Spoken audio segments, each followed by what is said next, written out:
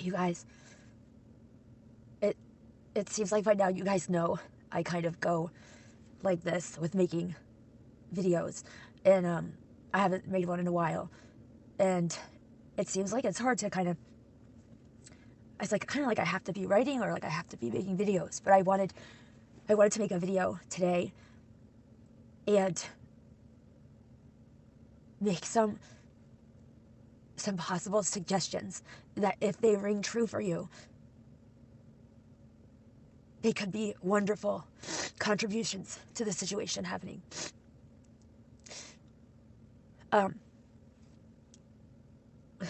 Actually, I can't.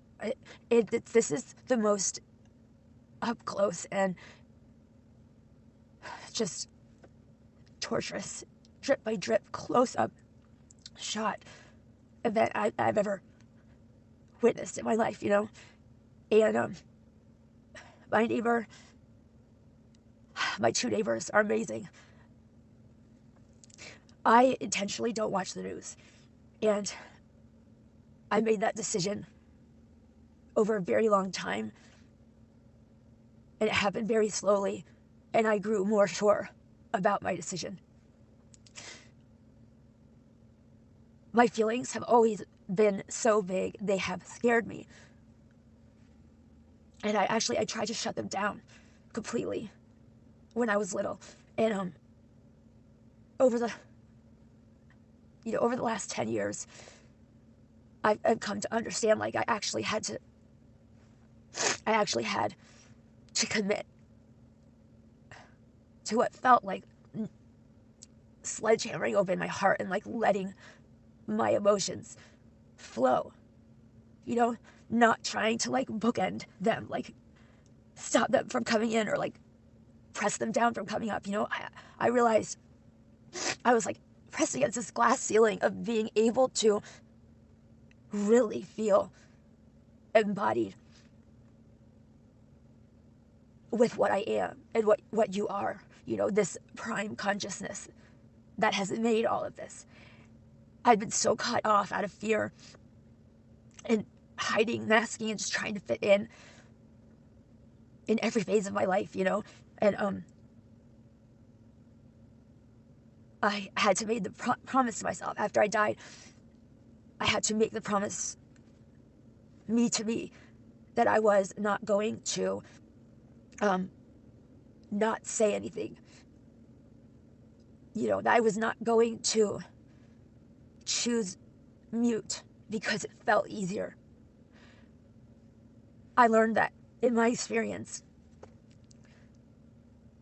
me trying so hard to literally be the opposite of everything and every quality that I hold and everything that I believe and all of my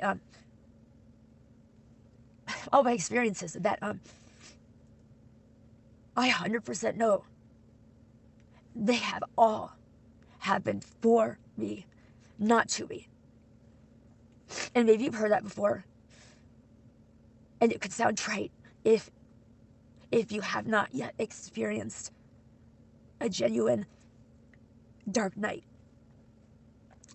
or a handful of them. But that doesn't sound trite to me, I know it to be true. I know from merging with that consciousness how beautifully and delicately architected everything is. But from within our bodies down here right now, that sounds unfathomable. And my two neighbors, who are my very good friends, who are, I really wouldn't say this, they are very, very special women. They're very different. All three of us are like, like we're probably most three different women, even just surface level. Like, one of these women is Orthodox Jewish, and the other is kind of like, we've laughingly described it as like an atheist mutt, and but they are so strong, and they just do it, not for the glory, Although Ariel does like to take pictures sometimes when she cuts her kids' sandwiches. into hearts. Like and like I'm like not like that. So I did have to ask her about that. And she is a cookie maker. If anyone wants to know, so I was like, I what is this? But I wanted to say first, my guides during COVID had said to get to they, I don't know, some weird time. They're like, get on. You need to say this now. And I was like, okay. And then they told me a couple of tips, and the same applies to this situation in terms of self-care, which is the opposite of selfish, and which cheesily is exactly like an airplane steward telling the passengers, the adults, please affix your own your own mask, so that you are able to, with a clear mind, turn and help the person next to you. And that is where they're coming from with a couple of these. Think them over.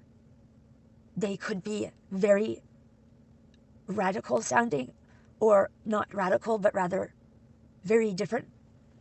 And to be very honest, and you know, I live in DC, and I know like in our area, this likely would be like the least chosen option, I believe. We have a lot of duality here. You know, my dad grew up like a major fixture here, like in the city, and you know, your political party, if you are Republican or Democrat or independent, it's treated like it's an inherited trait, rather than what can be a very meaningful and life-changing experience, you know, to go and live your life as a journey, as a lesson here for this brief time, and to find our own way to what matters and what helps us. And I got into an argument. I've gotten into a lot of arguments with priests, but when I was getting married in a church because it meant a lot to our parents, and I can't believe he actually married us. I really actually can't. I think it was like one of those things where it's like, just graduate her, get her out of school. Because like when I was like, I am not going to promise you that I'm going to raise my children this way.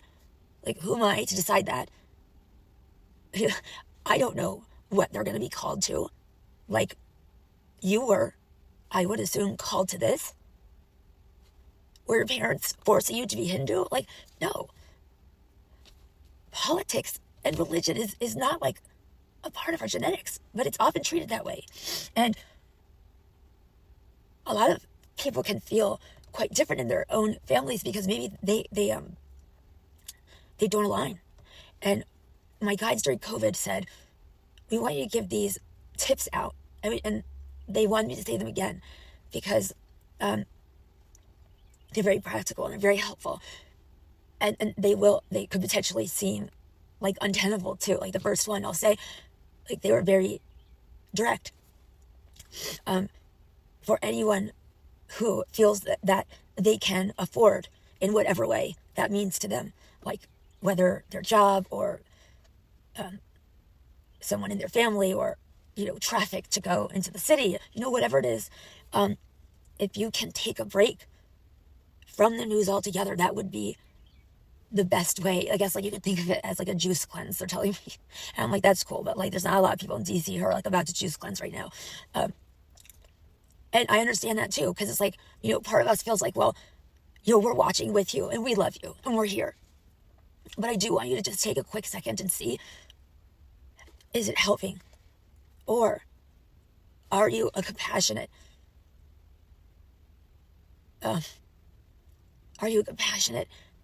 really a regular kind of person with some sort of, you know, beliefs that are true to you personally and some idea of what morality means to you? And I know if you're watching this that you are. And if you can take a moment and see, like, you know, am I draining, you know, in my grief? Is that what's actually happening? Because that's what so easily happens to us, you know? We feel things on so many different levels.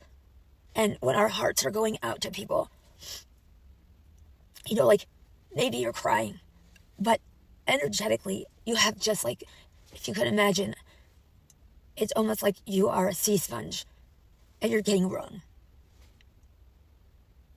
That's how much of a toll that it takes. And that's why my guys wanted to say this. And I'll just wrap up by saying,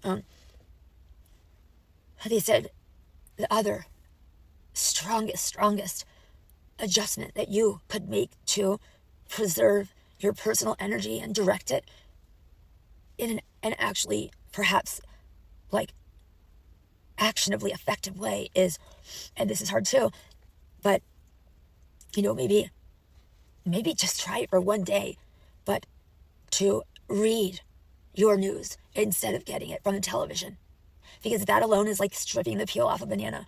There's like a pretty hefty layer of other energies and, you know, that you're also taking in. It's not, you know, no human, unless they are a little android, can like talk about this. Reminds me of Oprah Winfrey, who got fired because she couldn't. She literally could not be a newscaster because she could not stop crying. And you know what? She got fired for that. That is normal. So my guides actually suggested too that, you know, like my parents, there is Fox News playing in one room and CNN in the other. And they actually suggested, if you are able, download the app or go online to BBC and you know, try to keep it to the text, you know. And also, I do this all the time when I'm going to have to even mentally address something that is very meaningful to me. I ask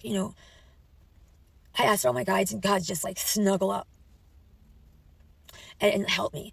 And like we all just like kind of join our life force together and you know, like maybe, you know, read an article to stay up to date today. And then the third thing I'm going to add is prayer. And I don't pray like a lot of people do.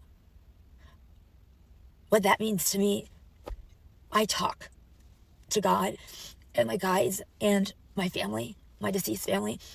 I talk to them all day long. And they guide me. And they know what our North Star is. Like, help me never miss a God breadcrumb. And like together we've got it down. I gotta say, like, I'm so grateful. I literally feel like I'm the 3D head of this like celestial bloodhound troop or something. It's never just me. Thank God. I have 2 right brains. Like, I once brushed my teeth with Athlete's Foot cream. You know, and it's beautiful. But it can also be really embarrassing. I'm 46, you know, and like, you know, like sometimes like, you know, whatever.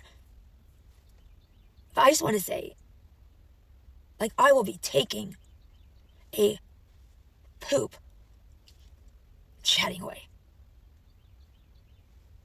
There is no separation for me. Day or night, you know, or man or woman, or, you know, I've had to look people up, you know, I'm like, I don't know who you are. Like, I've had to like figure out through Google image and like what they're saying, like, oh my God, that was like, you know, Lao Tzu, or like, you know, or they have to tell me, like Joan of Arc, her head just like came up, you know, like a balloon one day when I was like watching television, and her eyes were so bright, and I was like, oh my God, your eyes. But I didn't realize, I was like, I had no idea who she is. And then she told me, and then, you know, we had this beautiful talk. But like prayer or talking, because prayer to me is like, okay, I don't know the rosary. I think I know the Our Father. And I also know that doesn't mean anything. And I've said this a million times, but like I said, when I got up there, I know I could have just murdered 10 people. And when I merged with that God consciousness, I experienced unconditional love for the first time in my life. Even knowing I could have just come from killing someone. You guys don't need to worry about justice or, you know, thinking against anyone else. All those kind of thought forms and frequencies. They're human. They're not real. The only consciousness in the universe is Source, or Allah, or God, or I don't like know any more names. So I know. But it's all one thing. There's only one thing. It's like the entire universe, whether it's my coffee or my spirit, meaning the part of me that will know. I feel that I feel proud and certain I've left the legacies that I want to leave on the field. I'm going to try as hard as I can. I'm going to run. I'm going to sprint until it's my time. Because I have thought of this, obviously. You can't really be like, I don't know, God, let me get back to you. You know what I'm saying? So I know in my heart, my two very meaningful objectives. And one are co-parenting my children and providing emotional intelligence and integrity and honesty and an environment of safety, of saying anything. And having the experience of them saying, Dad, there are two beings by my bed. And I know they're talking about me, and I know they're examining me like, I don't know how I said it back then, but like an extraterrestrial doctor. And I even thought, when I was young enough to see E.T., who scared me to death, because he literally looked like a talking pile of poop. And I was like, oh my God, is that going to come through too? A big poop alien? And I knew if my kids were going to be empathic or intuitive, I was like, well, I can help them with that. They won't grow up scared. And I'm going to teach them how to handle themselves in society. This is who, we're going to start journaling. I've been keeping notes for them since they were 4. And for anyone who thinks prayer, I've never said this, and I don't mean to be offensive. But I know you can feel me. I don't mean this personally at anything. But prayer just sounds so anal and religious-y, where it's no, you were supposed to say thou and not thee, and Lord and Jesus and Christ and Son. It's who? Okay, there's God. I think according the way I was grown, I was what is what here, people? There's a Trinity, there's a Spirit, and who's the master? Is God the master, and is the Lord Jesus? Or wait, is Jesus, did man squirt a little globule of himself to make a big symbolic show of making sure that I know barf, I'm sorry, but I have to use grammar. I know it's not he. So that he could treat his own self terribly and get scorned and get defamed and get nailed up to some boards, and then to get somebody to be like, oh dang, I don't know if he's really going to die or die fast enough. Somebody should get to that and, stab him in the stomach with a knife, just so we can be sure. That's something that would come in Star Wars. What? I thought I had a really good book title for our next book, that we are dumber than trees. My parents did not think so. There are so many different folklores about this, how even trees, they know they are not stupid enough to destroy themselves with their own branches. It is unthinkable. But prayer works. Here's an example I'm happy to share. And yeah, it's probably going to be TMI, because I am TMI.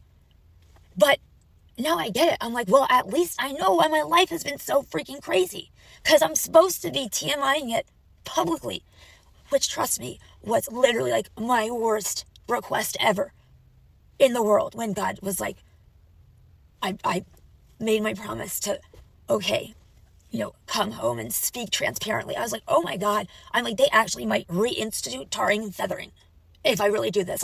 What are my parents going to say? I'm going to hop on YouTube? And then it took me a couple years. My first video was for God. Like, okay, here it is. This is my near-death experience. Guess what? I didn't even realize it. I was still editing out of fear. I left out the whole part with the spaceship. That could make me sound like how I'm not. I'm well-educated and I'm well-cultured.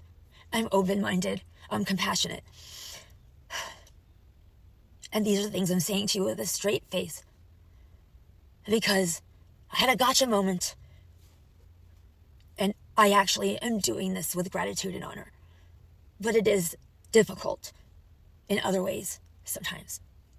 But like my neighbors, I said, like, I mean, they're just good people. They know, like, I'll be saying something about like what my dead grandpa said, and they're like, oh, really? Like, they're atheists.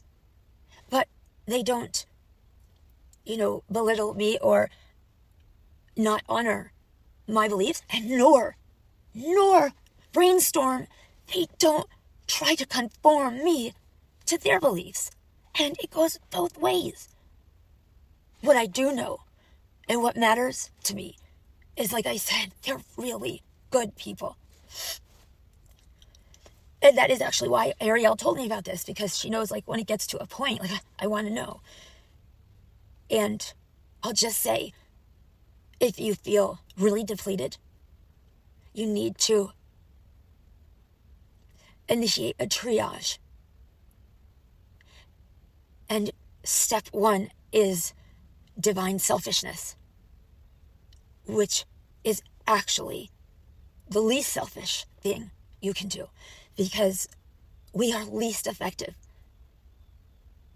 when we are drained or tapped out, or when any emotion has become the lens through which we look. I've actually meditated, and it's been like somebody had put like spotlight colored gels over my eyes, and everything I see, I've done it's turned red, it's turned green, and it's turned purple. That's how a lot of us go around as we get older. We don't realize that we have ideas or theories that over the years have calcified into facts.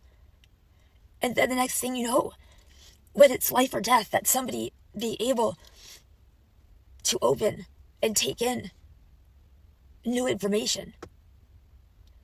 Well, first, just like allowing yourself to even hear that out is an amazing first step, But then to be a real pioneer and have the courage that every genius who's ever lived, whether it be Benjamin Franklin, or Thomas Edison, so many people have said a quote, something along these lines. Churchill, if you can't change your mind, like if you're not capable by this point, then you are standing in the way of progress, because progress necessitates change. And as I've been trying to watch, and I think the most dangerous part about this is there are so many educated people who have really strong convictions, and they don't even realize, maybe, like, it's like a blind scientist. It's like, that's wonderful to have your hypothesis, but like, you are not servicing yourself or anyone else if you're not able to pivot once something you thought is proven to be different. And I think a lot of people, I think that they might think that they have more tolerance than they do. And I have.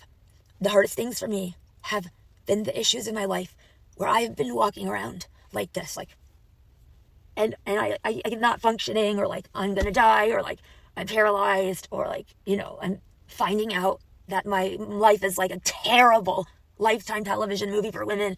And I'm like, no, I'm fine. Like, what are you talking about? I can see.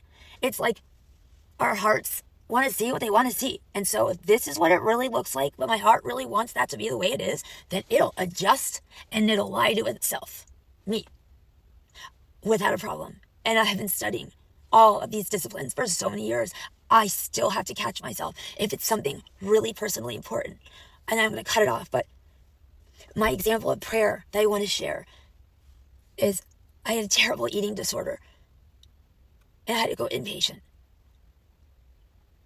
And then things got bad. And it happened again. And I was like, I can't go inpatient again. And I didn't know what to do. So I just started praying. God, I say God. And I talk to God like I am you. So I'm trying not to swear. I say, God, I don't know what to do at all. But this is code red. Please help me and make it neon obvious. Please help me to know what to do. Or even one step further, help me to be even willing. To be willing. Literally. At that moment that I dropped to my knees that second time where I was like, I can't go back inpatient for eating. I would not have been able to just take a break and go downstairs and make a sandwich. And for those of you, it's hard to understand experience unless it has been lived through. Otherwise, you can have the most wonderful of intentions, but it's still a layer of imagination, and it's not like Eckhart Tolle talks about, knowing, and then capital K, knowing. And I didn't know what to pray. I didn't know what to say. I didn't know how to eat. It's like my whole being was on protest. For the 80th time, get me out of here. It's too hard. Within 2 days, and I want to say with that simple prayer, and this always happens for me, but I'm listening for it. My guides and God will evolve my prayers to better affect